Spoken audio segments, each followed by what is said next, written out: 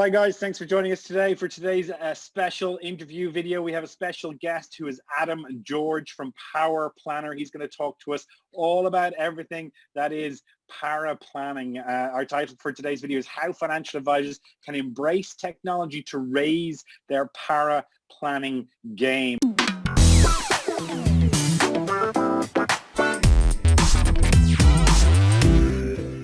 Hi Adam, thanks very much for joining us today. Hi Paul, thanks for having me. Not at all, not at all. So I think a lot of advisors understand what a paraplanner is. I think they either use them in-house or they outsource them, and they understand that a paraplanner can really take a good bit of pressure off them, particularly in the UK market. I think it's used very, very heavily. Now, no, I'm not a paraplanner. I would perfectly admit that. I'm not a qualified advisor, so you definitely understand a lot more about that than I do. But the thing I found really interesting about you, Adam, is you're not an advisor either. You're a tech guy, you know. So your background is tech. So can you tell me a little bit of how a tech guy got involved in the technology and the paraplanning industry? That'd be great. Well, you're right there, Paul. My background is very much in computer science and software engineering, and I certainly didn't go through the conventional route to find myself in paraplanning or the financial advice industry. Yeah. What really happened is one of my good friends is a financial advisor, and he'd been working in the financial advice industry for a few years, and we were chatting as friends do, and he was talking about some of the inefficiencies that he found in his processes and practices that he was involved in on a day-to-day basis. So on one hand, you had people doing the work and writing the suitability reports using very manual, laborious process, heavily copy and paste driven. And obviously that's quite error prone and takes a long time. And therefore, if you're outsourcing that kind of thing, it can be very expensive. And his idea really at the time was to say, maybe we can make this a bit slicker. Maybe we can have a slightly more automated process and get the computers to do the heavy lifting. And then the human beings can do what the human beings do well, which is adding that touch, which means that the report is so special for the end client rather than just being something that's monotonously driven, like some of these auto-generated software solutions that you have out there to churn out suitability reports. So we basically decided to talk in more detail about that, and I began developing some software around about 2009, which was designed really to see where we could streamline this process a bit more and get the computer to do more work for us. And eventually, around about sort of 2013, we were able to form a company from that. We started actively trading really in 2015. And ever since then, we've been out there helping financial advisors deliver what they need to deliver.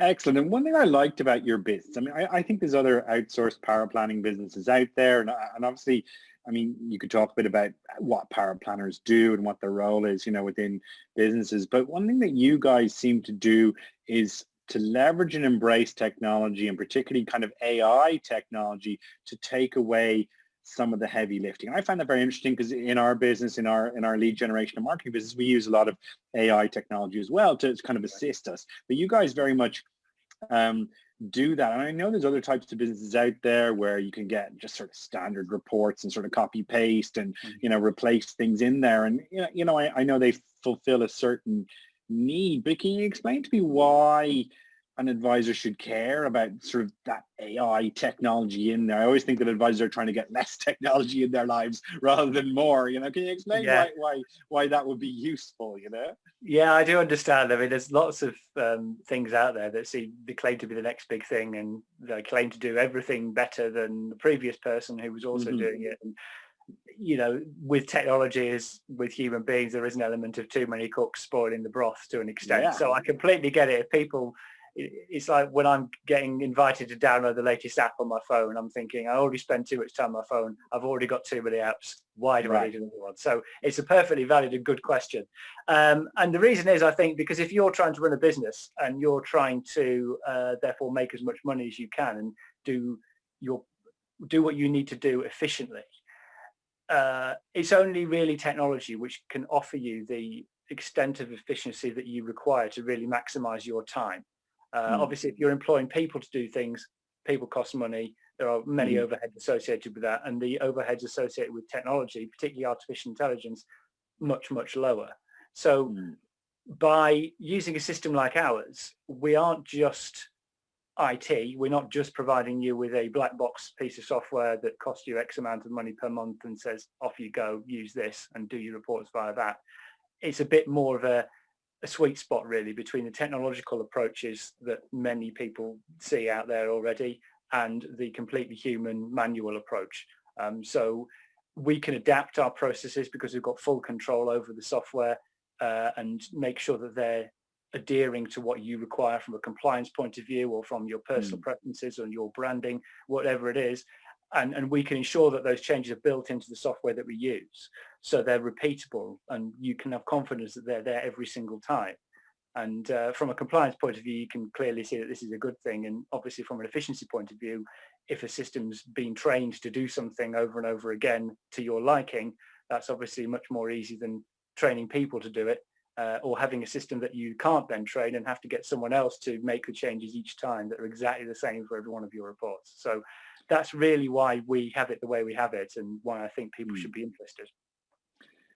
Which is fair enough, and I totally get that. And you being from a tech background, of course, you're going to want to use the technology to do the heavy lifting, and that makes a lot of sense. If I'm an advisor, though, and I'm looking at it, it obviously depends on the size of my practice, how long I've been trading, you know, what my revenues are, what I'm trying to do, you know, what my growth plans are. But could I not just write the reports manually or get it written manually in-house within my business? Could that not be done? Well, it could be done. Of course it could. But as I alluded to earlier, the problem with the manual approach is if you've got a lot of work to do, it takes people a lot longer to generally do these things than it does with with computers. And of course, human beings quite often make mistakes, particularly if they are under pressure. And this sort of time of year, getting towards the end of the financial year, there's a lot of work that needs doing. People can be prone to cutting corners. There can be a lot of copying and pasting from similar reports that were done previously. And of course, when you copy and paste and forget to change somebody's name to the actual name of the client that you're writing for, it can look rather unprofessional to say the least if you then go and see that client and you know they've got all the correct details and suddenly they're called Gary or Sheila in the middle of the report. It's not great. And you know this is the fact that somebody done the copy and paste implies that that piece of work should be recycled and reused, and those are really the candidates where you should be looking at getting a computer system to do it for you. It's much less error prone. And you know the amount of more work you can do in that time is much greater than it is when you're trying to write them manually. Okay, so for me, there's a couple of different types of advisors, right? So there's sort of the single advisor who might have some power planning, you know, kind of support, maybe that he gets through his network or through somewhere else. Then the sort of second type is maybe someone who's part of a larger practice. They might have between 5 and 15 advisors. They probably have in-house power planning functions. And then there's maybe the guy who already outsources quite a lot of work, is looking at, you know, growing his own sort of practice as well. There's sort of three different types of advisors with different needs from a power planning point of view. So if you were talking to, you know, any of those cohorts, how would you kind of advise them to raise their game? And when I talk to advisors, a lot of the time they're trying to untangle their power planning. They're trying to get out from under the admin that they're stuck under so they can get back to growing their business, spending more time with their clients and getting more revenue and more assets under management, which is at the end of the day what most of them care about. Sure. And I completely understand that. And it's one of those things where it's something that's very easy to overlook, I think, when you are starting out and you are growing a business, because clearly the fewer clients you have, the less admin that you have to do, the less paperwork there is to deal with. But if you're obviously taking on a lot of clients, a lot of different advisors, and you're trying to be a truly independent financial advisor, you'll have lots of various different providers and platforms to deal with. So I think the absolute must-have is a clear and well understood advice process throughout the firm.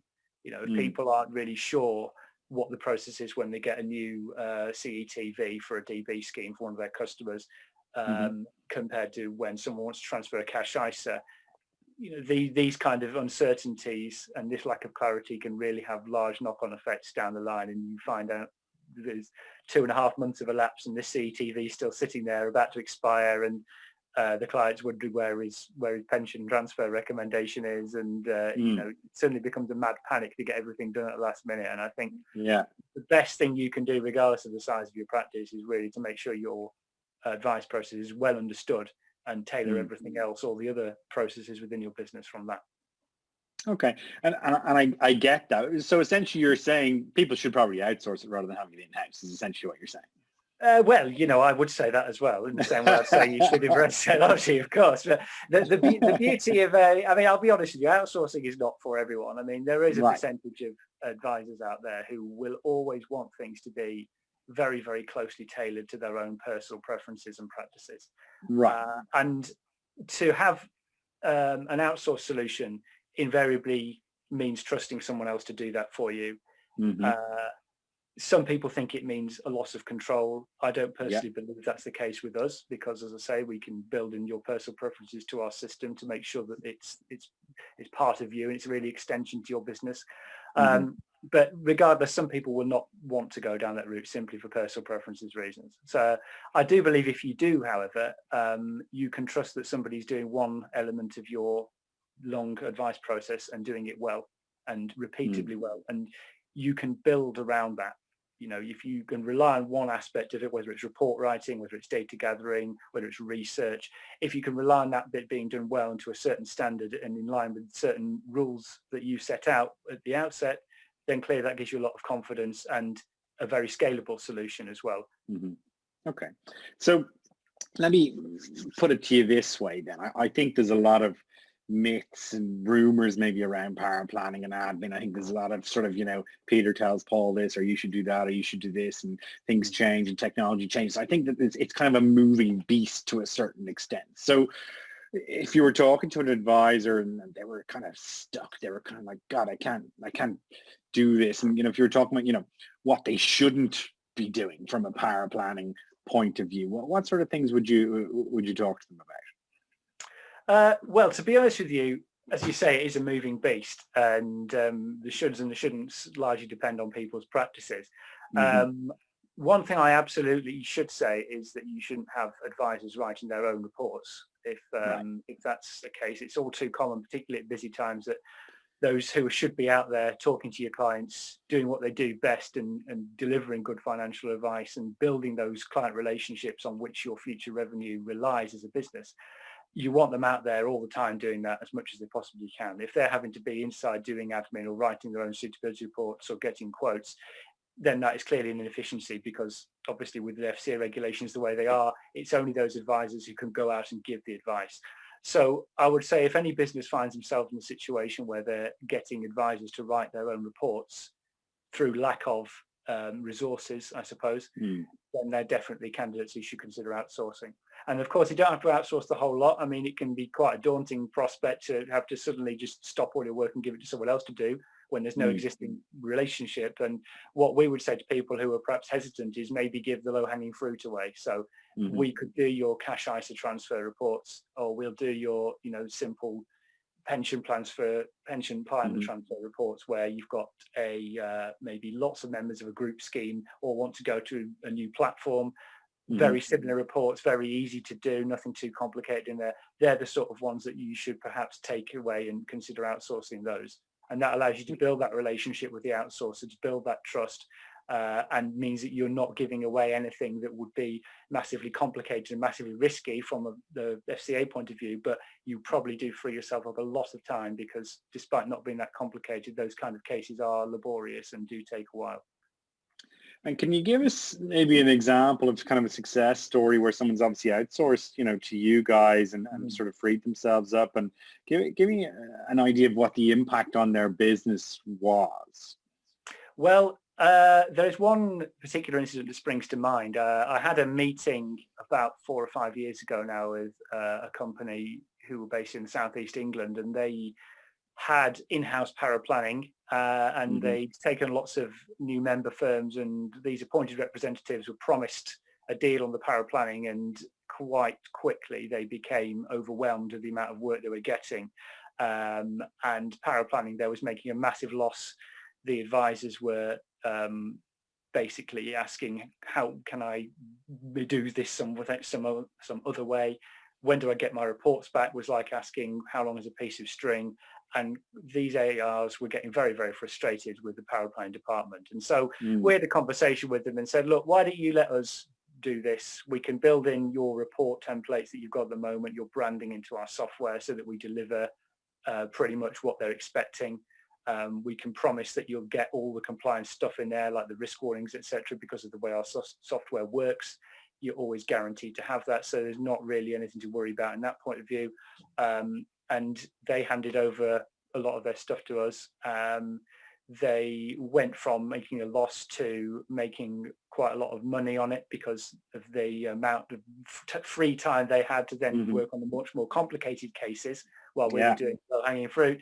And obviously they didn't have to pay us when they weren't using us. So whereas, of course, if they've got staff sitting there idle because none of the ARs want to use the services anymore, they still have the overheads of paying their wages and their pensions and all that kind of stuff. So it worked really, really well for them. They're a company that we still provide services for now, and you know, we're very happy working together. Brilliant. And my impression, and from talking to quite a lot of advisors, which we do on a regular basis, is that actually recruiting a good quality paraplanner currently is a little bit like trying to find a hen's tooth. Would that be right? You know the market better than I do. Yeah, well, it's one of those things where I think a good quality paraplanner can mean different things to different people. I mean, right. I'm of the opinion that you can have as many letters after your name and qualifications and chartered certificates as you want, but it doesn't necessarily mean that your command of the English language is good enough to write an accurate and clear suitability report. And at the end of the day, that's what the FCA really wants. You know, it's not a great deal of there's not much prescriptive stuff if you look at the conduct of business source book with regards to suitability report writing, only that it must be clear and contain certain bits of information. And I'm not saying that everyone needs to be capable of writing an autobiography, because I'm certainly not of the opinion that these long-winded autobiographical reports are better than the short ones that are focused. But yeah, I think people can worry too much about the letters after people's name, and it's not necessarily a reflection of how well they do the job. So it kind of depends what you want. But to be honest, I still believe that if you've got some software that can do these things well and repeatedly well, they're going to be better than worrying about whether you've hired the right person to do it manually. Right. And listen, you've been in this game. What did you say? 2009, I think, when you designed your first software. So over 10 years now, which is exciting. Yeah, officially launched as a company 2015. So what's that? That's almost 6 years now. You've obviously had your challenges, and I'm sure the ups and downs of running a business and launching a business and getting the word out there as a business. How have you found that? You know, obviously, you know, coming from a tech background, maybe not knowing a lot about the compliance complexities of the financial services industry. How have you found those sort of ups and downs of growing the business? Well, luckily with my my co-director, with him being a financial advisor already, he very well versed in the compliance requirements, and at the point when we actually incorporated, he was a CF10, and so was very much up to speed with the latest legislation. I think RDR had just about come out, and we were looking at the new pension freedoms as well. So we were already up to speed, and with the software being in-house, we had complete control over it, and we were able to be agile and adapt to those changes. Although I'm not going to deny it was quite challenging, particularly from my point of view, when I'd designed the software in the dark, not knowing necessarily that these things are around the corner. It's quite difficult to make those things work. But yeah, I mean, it really has been a collaboration in that respect. Obviously, I've learned a lot about it as I've gone through. I'm now comfortable reading things like the Conduct of Business Source Book from the FCA. I'm confident having conversations with people who are both from a technical point of view and from a financial services point of view. So, and we're constantly working together, of course, with the advisors that we partner with, to try and make sure that what we're delivering chimes with what they require. And I think from that point of view, it means that really it's been a long time in coming, and we're constantly learning, of course, and that's really how we get to where we are. And how has the pandemic affected you, or not, as the case may be? To be honest, we haven't really noticed that much difference. I think early on, when we first got into lockdown, everyone was a bit panicked. We struggled with getting through to certain advisors. Certain providers were not answering their phones, weren't answering their emails. Turnaround times on getting plan information was going longer and longer. But since we kind of got used to it and have all settled down, I'm most firms we work with have become a bit more comfortable working from home or working remotely. And so it really does feel like business as usual at the moment, to be honest. Mm-hmm. And any final tips then for advisors who are kind of thinking, all right, I need to kind of untangle this. I need to get on top of my power planning game. Any kind of final tips for them, what they should be thinking about? Well, certainly talk is cheap. So don't be afraid of picking up the phone and talking to someone like us. You can go to Paraplanner.solutions and click on the contact us bit at the top, and we'll be more than happy to have a chat with you about how we could potentially help you out with if you're drowning in admin or drowning in reports to write and need to get turnaround times hit. I mean, our turnaround times are consistently very fast, most of which are done within a week. So you can have confidence that with those kind of deliverables that you'll be able to manage your clients' expectations as well. And we wouldn't have to do all of it, of course, as I mentioned earlier. Just taking the low-hanging fruit can free you up a lot of time and give you a lot more space to get your head straight and get things organized close to home. So we'd be more than happy to talk to people through how we can do things. Excellent. Listen, Adam, thanks very much for that. And we'll leave links, of course, to your website and all your details in the show notes as well today, so people can see it. Thank you very much for jumping on. I really appreciate that, and hopefully that'll give people a bit of an insight of how they should be thinking about their power planning and their admin game. That's great. Thanks for your time, Paul. Thank you.